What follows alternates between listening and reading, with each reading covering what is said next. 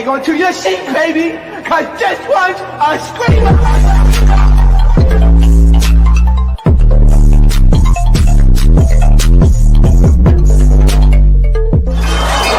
Are you not entertained? Are you not? Well, speaking of deja vu, before I start playing the video, y'all, did y'all see on Twitter, Blicky showed his blick? I couldn't believe it. Blicky showed his blick, y'all. Brrr. It was huge for a white man, at least. You get what I'm saying? I was very shocked that Blicky was well endowed. You get what I'm saying? The stick was stuck on. You know what I'm saying? The blick was blick on. I was gagged. I was shocked. I ain't gonna lie to you. I thought it was gonna be very miniature. I thought it was gonna be more of a shotgun. But it was a good 9mm Glock. I can't drop the link in here. I don't want to get in trouble. Okay? That's all I'm gonna say. See, that's the one thing that be bothering me when it comes to deja vu. Y'all take these relationships too serious. You don't know Levi from a can of Spam, like Bonnie says. Why are you throwing that man's stuff out? That nigga don't owe you nothing. What the hell? That's that stuff I be talking about. DTB got y'all in a tizzy, thinking y'all could find, a bachelor and a bachelorette in a span of 5 days.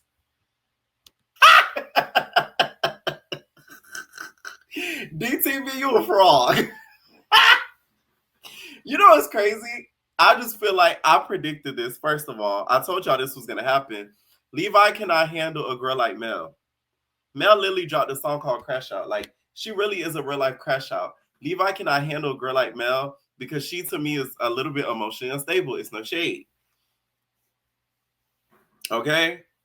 So it's like, Levi looked like he was tearing up. He said, you know what I'm saying? Like, she yelling at him like that. She not even on shrooms. Imagine if she gets a little shroom. What you think gonna happen? I just feel like yelling at him like that was hella unnecessary. I'm sorry. Like, that's like too much. Everyone confused as to why they fighting. This is so dumb. First of all, Nola, how you mad that she recorded you with Bino as if Hood Trophy Bino isn't like the streets alley cat? That nigga be around with everybody. So if you're recorded with him, who gives a crap? The old lady up the street be with Bino. The punk down the road be with Bino. The T-girl by the crack house be with Bino. The girl that's a cat be with Bino. Like, he's seen everywhere. You know how the sign goes, as seen on TV? That's Bino. As seen everywhere. So it's like, you mad at her for what? No. It's given, I think somebody told her to come at wet or like a storyline search. That's what it gives to me. Because like I'm just confused. Because Bino really being everybody. Thank you. Bino be everybody face except his sponsor, the old white lady. I just don't get it. I don't. The first round, no, let's hit the W. The second round, tie. After Nola explained why she fought her when it came to the story, that does make sense. Okay, like if you ask somebody, hey, you record somebody without their permission, you ask them to delete it, and then they play in your face talking about, no, I don't want to delete it, then it's like, okay, that makes sense. Okay, so well, you did deserve that. I ain't gonna lie. You did deserve that, okay? But whoever was blowing up her phone, making it a big deal, stop. First, Bino is no prize, so it's just like, yeah. Glad Wet is calling out Amber because Amber do low-key give a little bit bipolar because she switch underwears, which is hopefully a lot. But I did see on the blogs recently, Amber was saying how she has a new respect for Wet and all this stuff. So I'm guessing they kind of developed the friendship during baddies. So hopefully we see that, because I do feel like she switches up on people very quick. Very quick. Joyce looks so good. Like, Joyce just looks so good. She really does. Okay. Shout out to the Surge that did Joyce. Shout out to Dr. Kurz for Big Ivory. Okay. They really both deserve a medal, because, like, y'all ate that up. I ain't gonna lie to you. Like, y'all ate that up. Straight up. Okay. I ain't gonna lie. Joyce gonna have to come up with some new tricks, girl. I don't know if you got to start doing some flips. You got to start duck walking in the scenes, girl. You gonna have to start, voguing. You gonna have to start doing something, because you throwing the drinks when you angry is getting a little tired. Like, we done seen it so much before. Like, it's becoming overdone. I ain't gonna lie. Like, you gotta, like, switch it up a little bit. You know what I'm saying? It's becoming a little repetitive. It's like a lot of stuff that Joyce does now, like, it's not gaggy no more. Like, back then it used to be like, oh my God, like, this is gaggy. She don't gag us no more. Like, and I'm not saying this because I want her to up the ante. I just feel like she used to come with a different approach, because the drink throwing and all that, like, it's just like, it don't do nothing for me no more. Sorry. Damn. So Joyce, when she threw the drink, it got a little bit on Ma. Ma ends up getting upset with her and basically starts cussing her out. They have a conversation, and Joyce is throwing all types of shots. I hope this was addressed at the reunion. She's throwing all types of shots at him, talking about how he's buddying up with some of the cast members and some of the straight male cast members. And instead of trying to beef with them, he's trying to beef with her and trying to F them on the side. So you mean to tell me when Levi went in that bathroom, when you said he was in the S word, he was in, maybe there wasn't going on? Is that what you're trying to insinuate, Joyce? That there were other things going on besides the bathroom use? Okay? And then she also tells him to go get his whole checked out. Now it makes sense as to why he ends up fighting Joyce by the end of the season. It's in the trailer, y'all. Ain't no spoiler.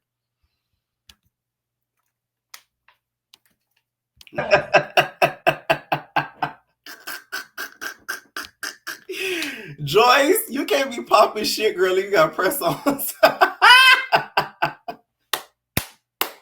I can't. I know you lying. Not you got press ons and you popping shit, girl. Please. Okay? You got them Sally Hansen pop on nails, them acrylics, and you popping shit. Man. Dr. Seuss. I'm telling y'all, like, sometimes I'll be with Amber, but other times she loses the hell out of me. Like, what the hell does any of that have anything to do with you? Coming in there with them corny behind the scenes ass rhymes. It's so annoying. Oh my God. Y'all mad at Joyce because she got the force. Y'all ride her like a horse. Y'all making me mad. Y'all want me to put y'all in the course? Man, y'all don't even want my baby daddy to whip out the blorse. Like, you know what I'm saying? Just random. Like, what? I wanted the knife and get now, on his car. I do agree with what Duke says, that Joyce, although beautiful on the outside, has an ugly character on the inside. I do agree with that. But Duke, when are we going to address your self-hate and your resentment towards the community because of what you possess on the inside?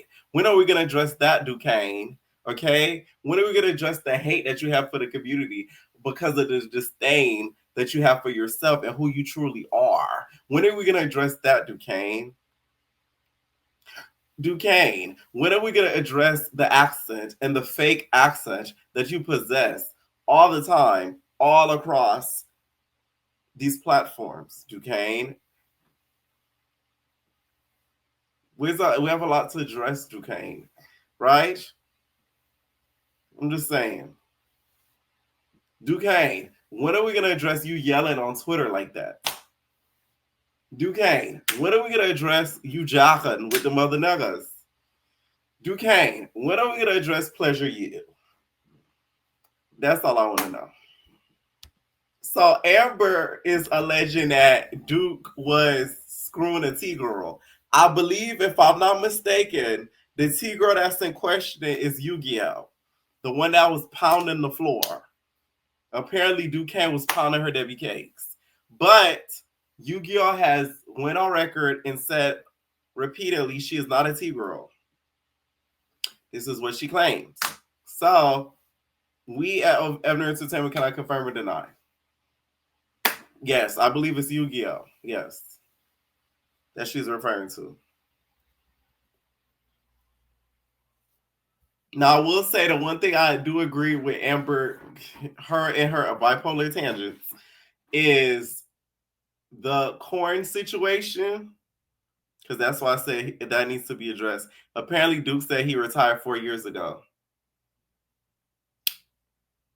And then also, heard him talk about the network. I do agree with that, because I remember distinctively he went on a tangent about not STV this, not STV that, da, da, da. And then now you up there working for him. I mean, you come back on these shows. It blows me when I be seeing them doing that. They'll go on the biggest tangent and they'll be right back. Be right back, okay? I remember that vividly. Someone said, did she talk about Zeus? She did talk about Zeus, but it was more so in the fact of Jocelyn and Ballistic and them allegedly did what they did. So she was more so mad about that, which is understandable.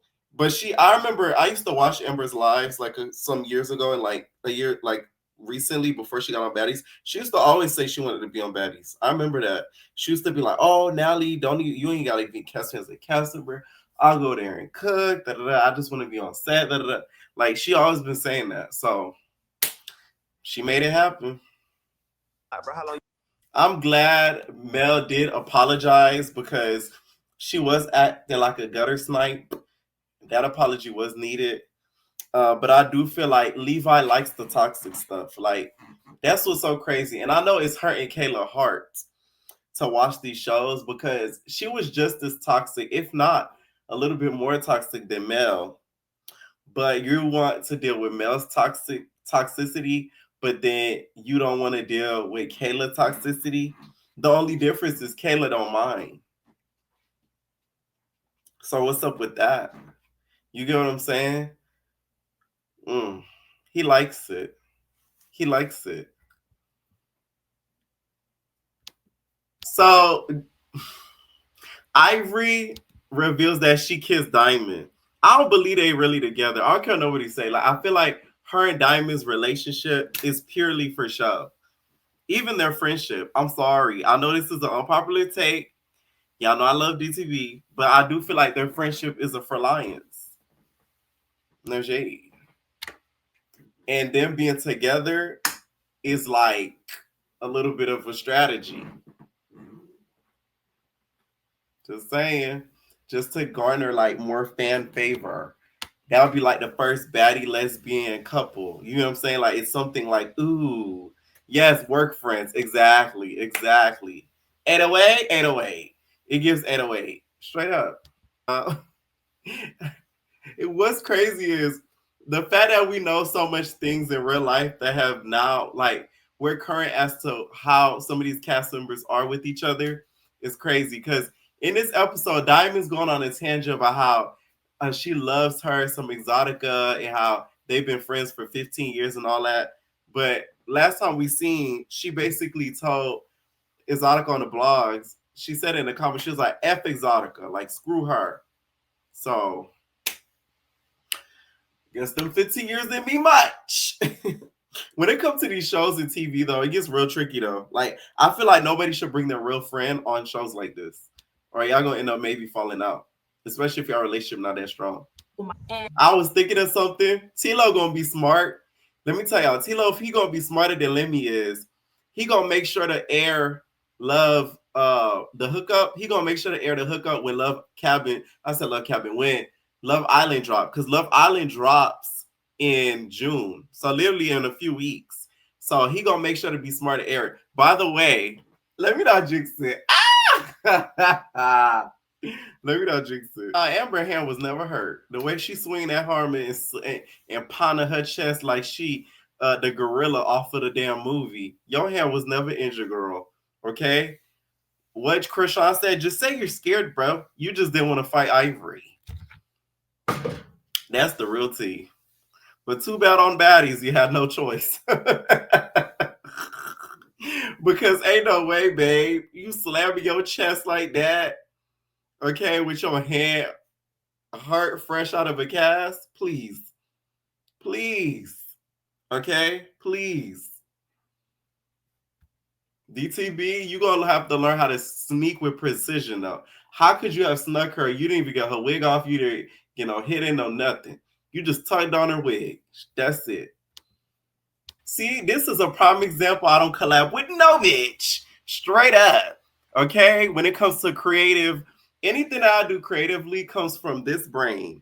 Don't nobody give me ideas. Don't nobody give me prompts. Don't nobody give me nothing. Okay? Every edit I've made, I created. Every concept I came up, I created. And I do that on purpose because the moment you start gaining momentum and stuff, and somebody helped you or gave you an idea or like did something and then you ended up succeeding at it after they gave you an idea or something, oh, I'm the one that came up with it. I'm the one that told them to do it. Because Exotica told the whole buzz how she wrote Line It Up. And that is one of DTB's biggest songs. So DTB, that's not your friend. Straight up. Okay? But this is why as a creative, you got to be very careful who you align yourself with and put these on the NDA. Because look, that's crazy. Exotica, you should have wrote it for yourself. Maybe you would have gotten on baddies. Oh, God.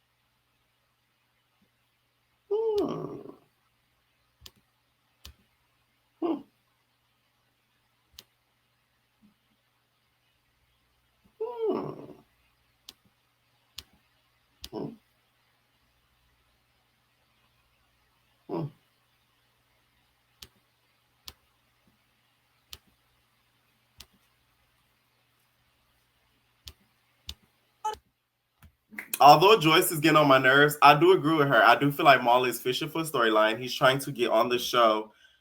He's trying to get on another show. So in order for him to do that, he has to come across as useful on Deja Vu, or else they might not cast him on another show because he didn't give any entertainment on this series. So I do feel like he is trying to pick with Joyce.